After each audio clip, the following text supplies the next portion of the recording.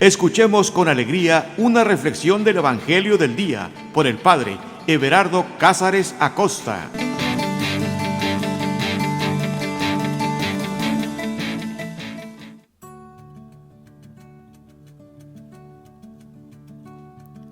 Carta de amor.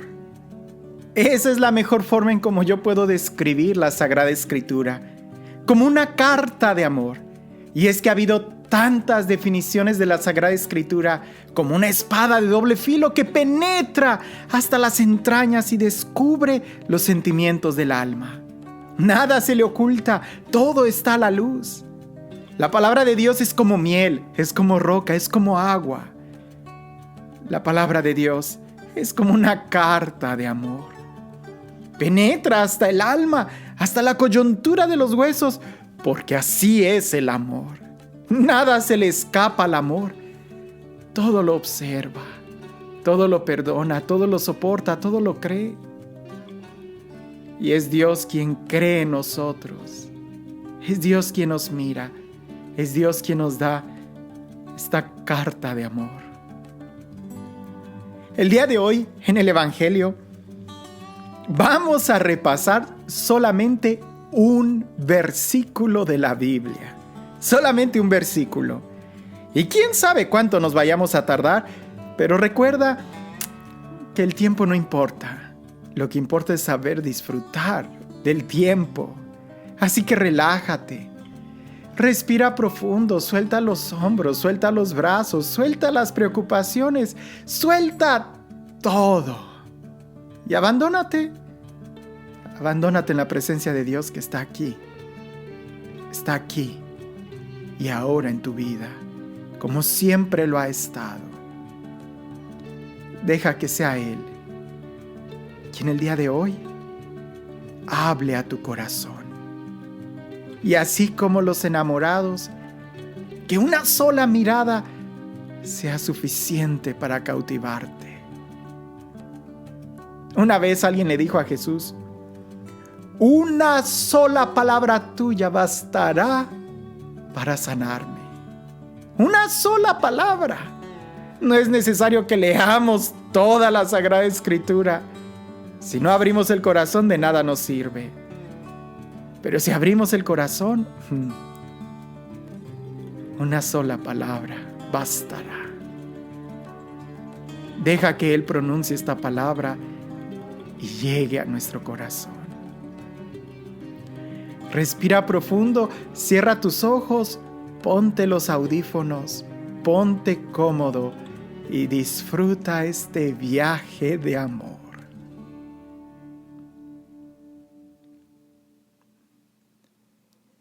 En el nombre del Padre, en el nombre del Hijo y en el nombre del Espíritu Santo. Ven, Espíritu Santo, llénanos de ti. Ven, amor del Padre y del Hijo, llénanos de ti. Ven, dulce huésped del alma, ven, brisa en el día de trabajo. Ven, Espíritu Santo, llénanos de ti. Danos paz, danos amor, danos consuelo, danos fuerza. Danos a ti mismo, Señor, que a ti es a quien necesitamos. Ven, llena nuestra vida. Ven y llénanos de ti, Señor. Crea en nosotros pensamientos de amor positivos, pensamientos trascendentes, que nos ayuden a mirar las cosas de arriba. Ven, Espíritu Santo, y llena también los corazones de todos aquellos que escuchan esta grabación. Nada te es imposible, Señor, y en este momento los pongo delante de ti. Tú sabes quiénes son, tú sabes lo que guardan en su mente, en su corazón, y yo sé, Señor, sin equivocarme, que es a ti a quien necesitan. Revélateles, Señor. Cobíjalos con tu presencia, cúbrelos con tu amor. Abre nuestros oídos para que podamos escuchar atentos esta palabra, tu palabra.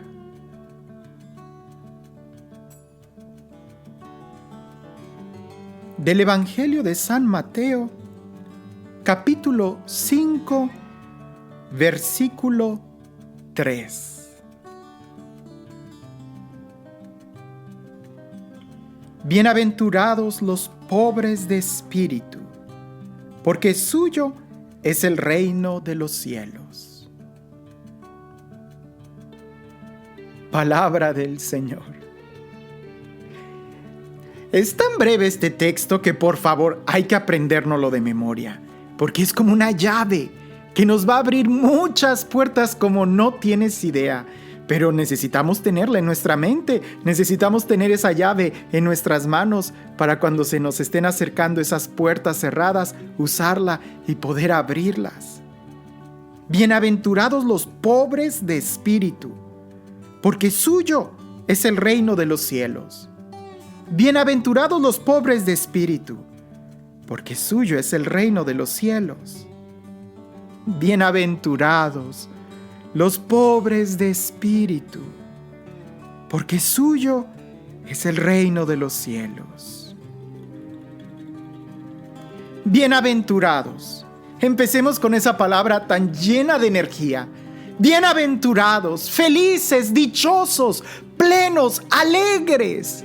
Eso es lo que significa. Bienaventurados son aquellas personas felices, son aquellas personas libres, son aquellas personas alegres. Bienaventurados no es solamente una risita, no es solamente un momentito de alegría, de paz, no, habla algo profundo. Bienaventurados habla de una vida llena de bienes, bienaventurados, bienes en la aventura de la vida, bienaventurados. Como te das cuenta, con esa sola palabra pudiéramos hablar mucho. Los bienes en la aventura de la vida. Y los bienes no son cosas materiales. La palabra bienaventuranza habla precisamente de una alegría, de una felicidad. Y es que el día de hoy, a pesar de que estamos rodeados de tanta propaganda que nos promete encontrar la felicidad, al final no terminamos sino en un desierto, en una aridez. El día de hoy cualquier comercial va a asociar su producto con la felicidad o con el amor. Creo que no ha habido mejor publicidad la de una compañía de refrescos que decía algo así como que destapa la felicidad. Y presentaba en esos comerciales a un montón de gente triste que cuando destapaban ese refresco, esa bebida, abrían los ojos y aquella persona que la bebía inmediatamente se rodeaba de felicidad. ¡Qué absurdo! Y sin embargo, una de las mejores publicidades. ¿Cuántas personas no han ido a comprar esa bebida en un momento de tristeza para sentir que son alegres, que son felices? Oh, decepción, siguen igual. La bienaventuranza no tiene nada que ver con el placer. La felicidad no tiene nada que ver con el placer. No tiene nada que ver con algo material. Es algo mucho más profundo. Y tristemente nunca se habla de esto. Nunca se habla de qué es la verdadera felicidad. Nunca se nos enseña cómo distinguir la verdadera felicidad. Nunca se nos enseña a poder reconocer dónde está la verdadera felicidad. Tratemos de acercarnos a este concepto que más que un concepto debe de ser una realidad de nuestra vida. Empecemos diciendo lo que no es felicidad. Y la felicidad no es placer. Son dos cosas totalmente diferentes. No me malinterpretes. No quiero entrar ahorita en el tema del pecado. No todo placer es pecado. Por supuesto que no.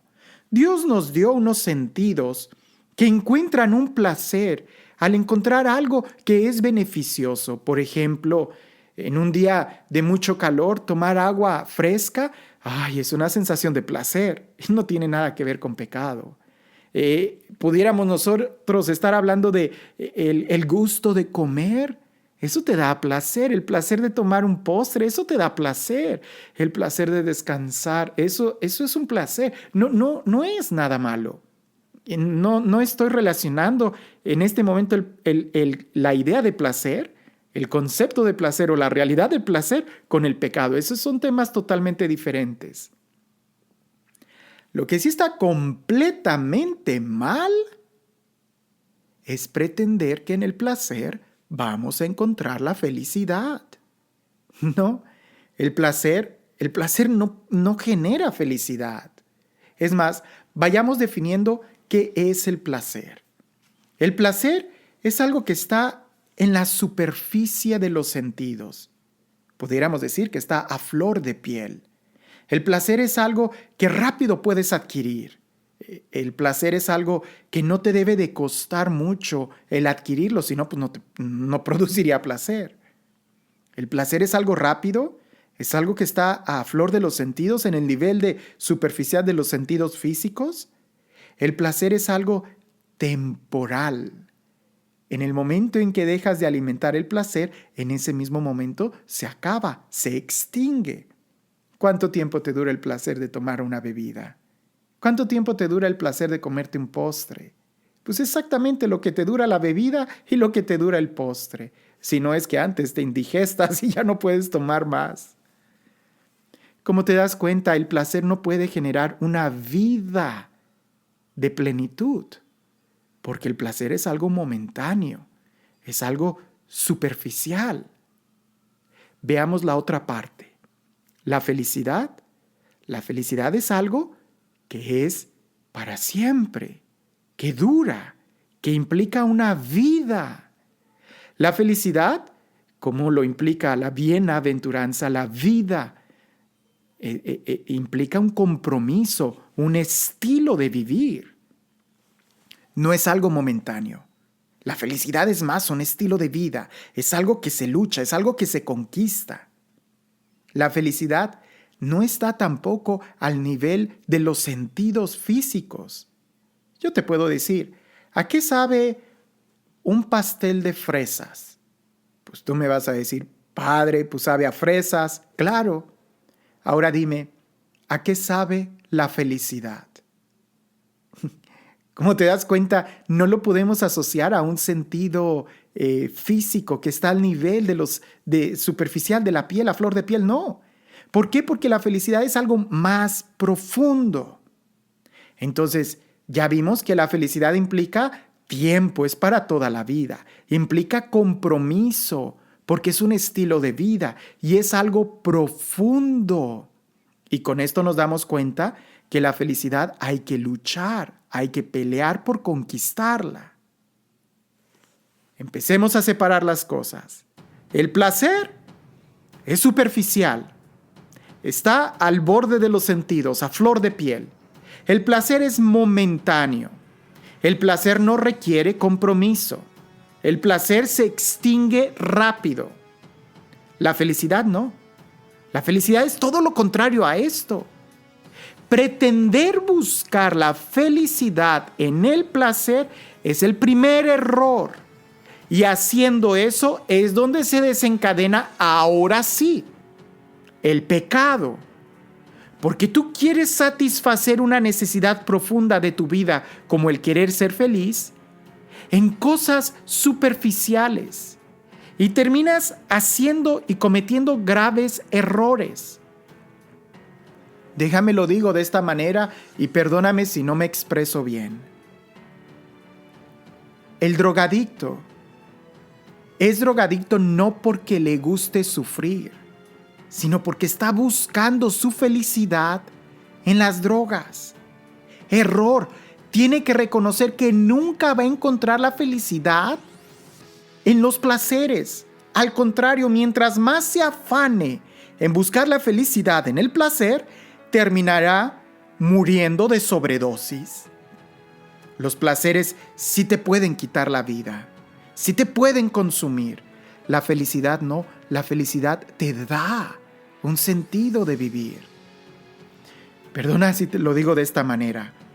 El alcohólico, el borracho, no es que sea una persona mala, no lo es. Es solamente una persona, pues no muy sabia, no muy inteligente, porque pretende encontrar la felicidad en una bebida. Por eso se dice que aquellos que se ponen bien borrachos se ponen bien happys. No están felices. Están llenos de una euforia de placer que lo único que les hace es dejarles en un vacío muy fuerte.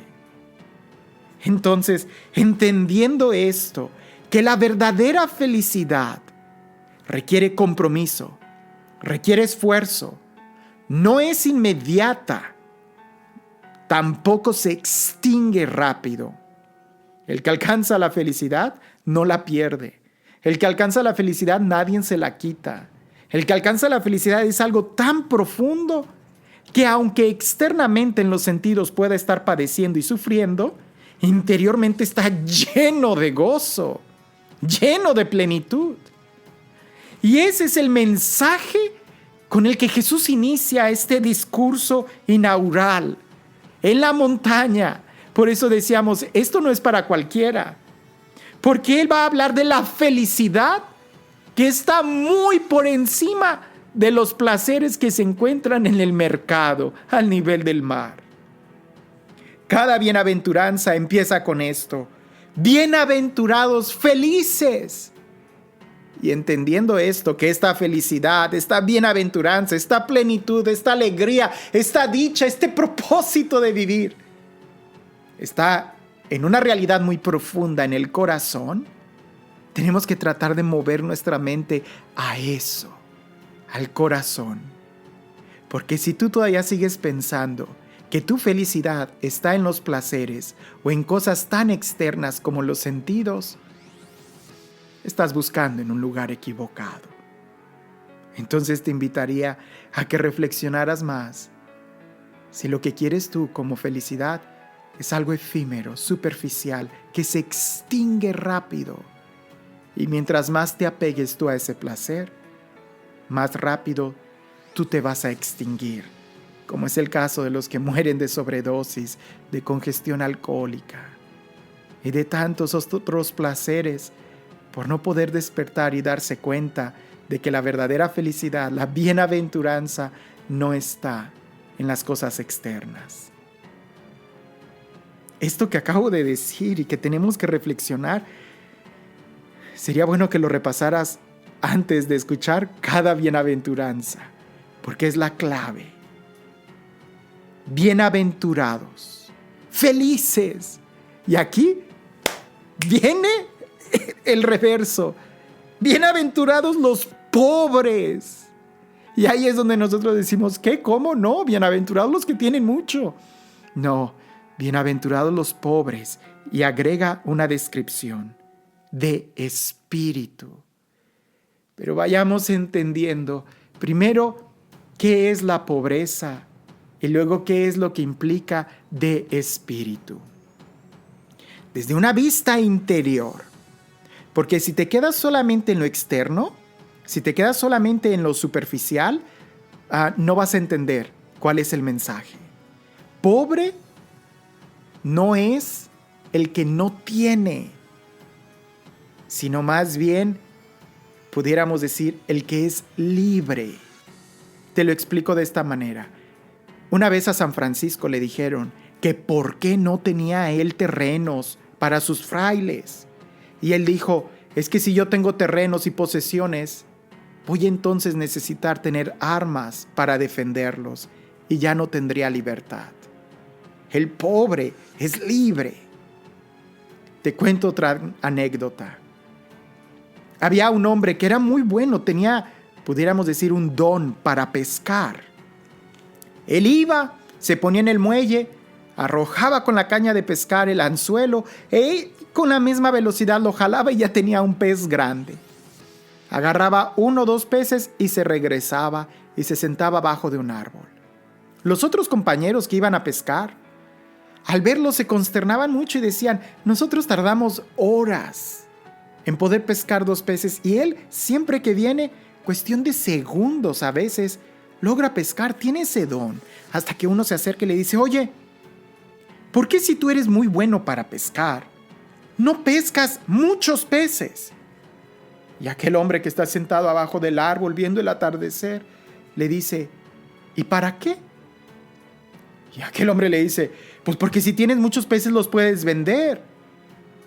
Y aquel hombre viendo el atardecer levanta su mirada con su sombrero y le dice, ¿y para qué? Y aquel le dice, pues porque si vendes muchos peces vas a tener dinero y vas a poder comprar a lo mejor un bote. Y el hombre le dice, ¿y para qué? Dice, bueno, porque si tienes un bote puedes ir y pescar muchos peces. Y aquel hombre le dice, ¿y para qué quisiera yo pescar más peces? Él le dice, pues porque así pudieras poner una compañía, pudieras ir a pescar con redes, pudieras tener muchos empleados. Y aquel hombre le dice, ¿y para qué quiero todo eso? Y el hombre le dice, caray, pues es que si tienes toda una empresa y tienes muchos empleados ya trabajando para ti, ya no vas a tener la necesidad de salir a pescar y vas a poder sentarte y disfrutar tu vida abajo de un árbol con la libertad y la paz de alguien que ya ha hecho algo por su vida. Y aquel hombre le dice, ¿y qué crees que estoy haciendo en este momento? Él era libre. Pobre es el que es libre. Nosotros siempre asociamos pobre con el que no tiene cosas. Aquí el Evangelio nos invita a mirar el pobre desde el corazón y es alguien libre. Te doy otro ejemplo. Había una ocasión 2 reyes que seguidos se juntaban para poder dialogar sobre los negocios y así que ellos dos pudieran crecer. Sobre el comercio, sobre qué vas a sembrar tú este año, qué voy a sembrar yo, y dialogaban mucho sobre cómo competir incluso contra otros reinos. Cuando en eso un rey le dice al otro, ¿te has fijado en mi mayordomo? Él no tiene nada de lo que tú y yo tenemos. Él prácticamente vive con un salario muy bajo y míralo, es mucho más feliz que tú y que yo. El otro rey sonríe y le dice, lo que pasa es que tu mayordomo no ha entrado en el círculo de las 99 monedas de oro. El rey le dice, ¿y cuál es ese círculo? Le dice, dale 99 monedas de oro y observa cómo va a cambiar su conducta. Dale 99 monedas de oro y observa cómo su felicidad se va a esfumar y pronto se va a preocupar como tú y yo. Pues aquel rey, movido por la curiosidad, decide darle a aquel mayordomo 99 monedas de oro. Y aquel mayordomo, sorprendidísimo, llega a su casa, las empieza a contar, pero se da cuenta que la caja tenía espacio para 100 y nada más le habían dado 99 monedas.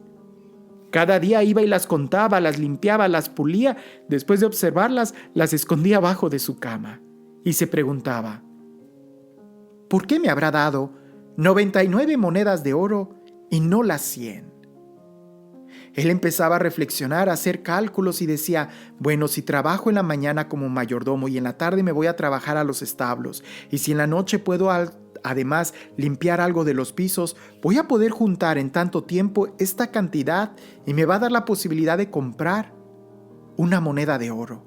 Y así voy a tener 100 monedas de oro. Así lo hizo. Y a la vista del rey, cada vez empezó a cambiar su conducta, más preocupado. Ya no cantaba, ya no silbaba. Su mirada estaba opaca, sus hombros empezaban a caerse por el peso del cansancio de tener muchos trabajos.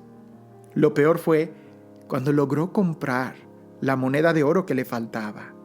Porque él, sorprendido al mirar esa moneda de oro, decía, yo nunca creí que pudiera comprar una moneda de oro. Si así sigo trabajando, ¿cuántas monedas de oro más podré comprar? Y entonces el rey entendió que había entrado al círculo de las 99 monedas de oro, de la cual iba a ser muy difícil escapar. Nos habla Jesús de felices los que son pobres, pero no pienses en posesiones materiales, sino en la libertad interior. Y además agrega, pobres de espíritu. Porque la verdadera pobreza no es solamente la libertad de alguien que no se tiene que preocupar por cosas materiales, sino por una humildad, por alguien que no tiene que preocuparse por alimentar o cuidar acciones, estatutos, fama, dignidad, el qué dirán, sino que interiormente es humilde, sencillo, libre, pobre. Ahora, de espíritu, entiéndase bien. Hay una diferencia entre decir ser pobre de espíritu que ser pobre espiritualmente. Alguien que es pobre espiritualmente es alguien que vive en pecado, es alguien que no tiene fe, es alguien que no tiene vida espiritual. Ese es un pobre espiritualmente. Pero aquí es pobre de espíritu, libre de espíritu, libre en lo más profundo de su ser. Alguien que encuentra la felicidad en la libertad. Y solamente una persona que es absolutamente libre es quien puede poseer el reino de los cielos. Por eso continúa este verso diciendo, porque suyo es el reino de los cielos. No dice porque él recibirá o tendrá, sino que suyo, porque ya posee en ese momento el reino de los cielos. Esa es la mejor traducción. Porque suyo es el reino de los cielos. En otras bienaventuranzas sí habla como en futuro. Cuando dice, por ejemplo, bienaventurados los misericordiosos, porque alcanzarán. Pero aquí no está hablando de un futuro, sino de una realidad. El pobre de espíritu, el humilde, el sencillo, el que tiene a Dios como Padre y nada más, el que pone en Dios su confianza en su felicidad y en nada más, es el que ya posee el reino de los cielos aquí y ahora. Definamos qué es el reino de los cielos. El reino de los cielos es paz, justicia, amor, libertad, dignidad, luz. Solamente el que es pobre de espíritu, el que es humilde, puede experimentar la paz, porque no tiene cosas que defender, no tiene prestigios que cuidar. Aquel que solamente pone en Dios su tesoro, aquel que solamente se deleita únicamente en Dios, es el que lo posee en plenitud. Es el que nadie le podrá quitar la paz, porque solamente en Dios ha puesto su confianza. En cambio, aquel que pone su confianza y su seguridad en la cuenta del banco, en el carro, en su casa, peor aún, en sus armas, en su prestigio, en su fama, son personas que siempre viven en angustia, en miedo, en inseguridades. Y claro está que ellos no están viviendo en el reino de Dios. Como te das cuenta, felices aquellos que ponen únicamente en Dios su confianza. Felices aquellos que son pobres de espíritu, porque son los que ya en este momento de suyo les pertenece el reino de Dios. No vayas a pretender en este momento salir y regalarle tu dinero a todos.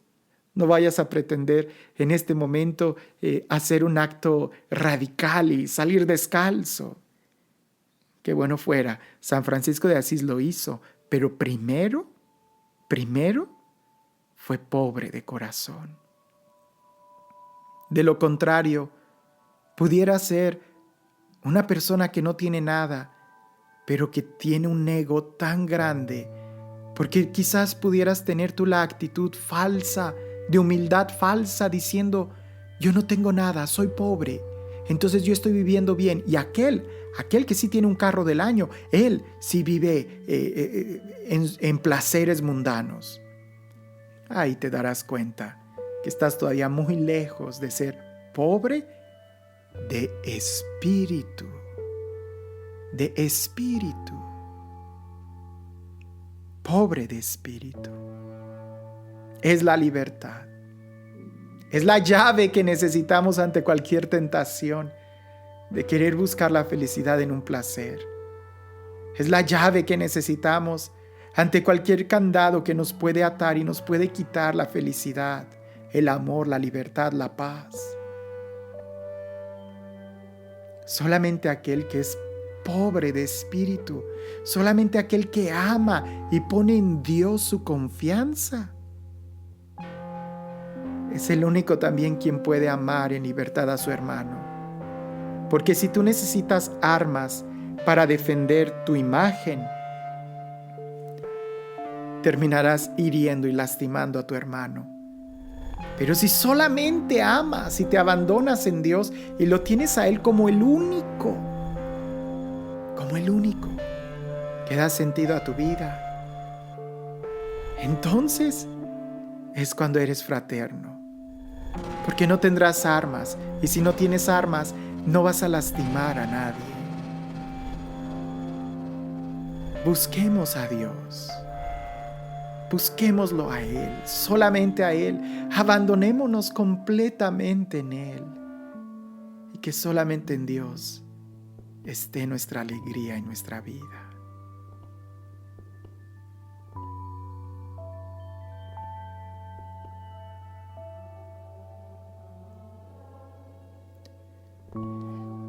Señor Jesús, te doy gracias por tu palabra,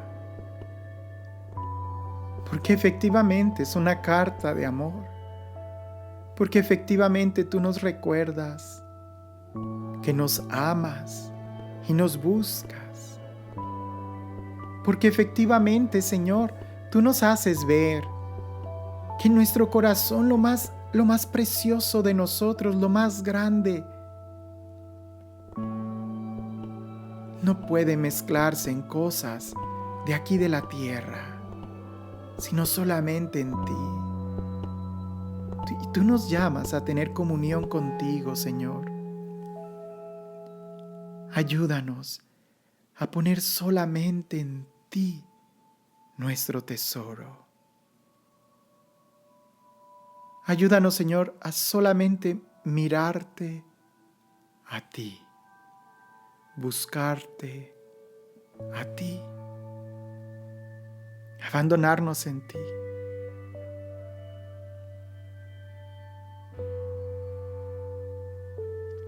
Tu palabra también dice que en donde está nuestro corazón, allí está nuestro tesoro. Si yo tengo mi tesoro en cosas de la tierra, ya sean placeres de esta carne, cosas materiales o incluso amistades terrenas, si ahí está mi tesoro, necesitaré también armas para defenderlo, porque me lo pueden quitar. Me pueden quitar un placer, me pueden quitar mi imagen, mi orgullo, mi fama. Y voy a sufrir cada vez que alguien intente robarme estas cosas, porque ese sería mi tesoro. Pero hoy tú me enseñas, Señor, a poner solamente en ti mi tesoro. ¿Cómo? Siendo pobre. Porque cuando soy pobre, cuando no tienen nada mis manos, es cuando te pueden tocar. Si mis manos están llenas de cosas materiales, nunca podrán tocar tu rostro.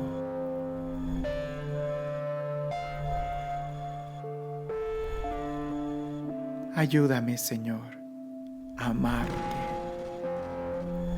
a ser completamente tuyo para ti, a ser libre, a desprenderme, Señor, de todo.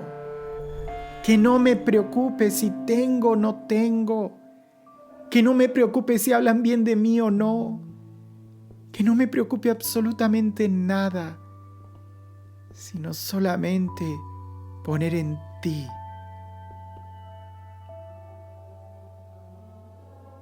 mi tesoro, mi vida, mi oración, mi mirada. Solamente así, libre de cualquier posesión, podré poseer aquí y ahora tu reino, tu amor, tu paz, tu espíritu, tu vida.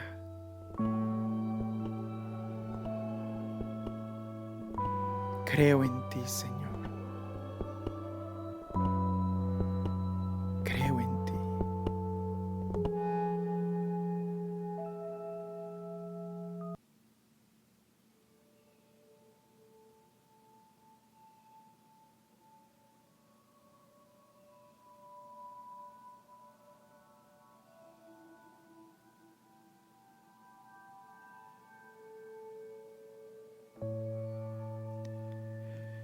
El Señor esté con ustedes.